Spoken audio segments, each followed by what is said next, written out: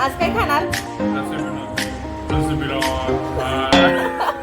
चालेल. सौरवची over acting काही थांबणार नाही. आता आपण कोकम भिजत टाकू सर्वात प्रथम गरम पाण्यामध्ये.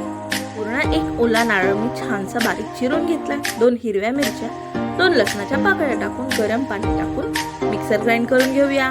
आपल्याला इथे नारळाचं दूध काढून घ्यायचं. त्याच्यासाठी कोणताही सुती कपडा यूज करा आणि मिक्सर ग्राइंड केलेलं मिक्सर आपण असं मस्त पिळून घ्यायचंय. आता तेच खोबरं मी पुन्हा एकदा मिक्सर ग्राइंड करून घेतेय बरं का. तुम्ही हवं तर 2 ते 3 वेळा ही प्रोसेस सेम अप्लाय करा. मी इथे 2च वेळा यूज केलेलं आहे खोबरं. तुम्ही हे खोबरं नंतर फेकू नका, कोणत्याही वाटणामध्ये टाकून घ्या. आता कलर येण्यासाठी मी इथे थोडंसं बीटरूट कापून टाकलंय बरं का. आणि त्याच रुमालामध्ये हेही मस्त पिळून काढलंय. बघा आता किती छान कलर येणार आहे.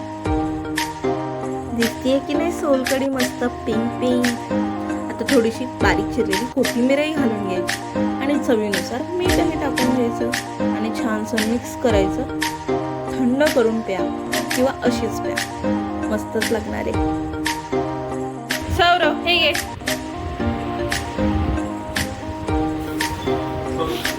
इतकी ओव्हर ऍक्टिंग नको करू.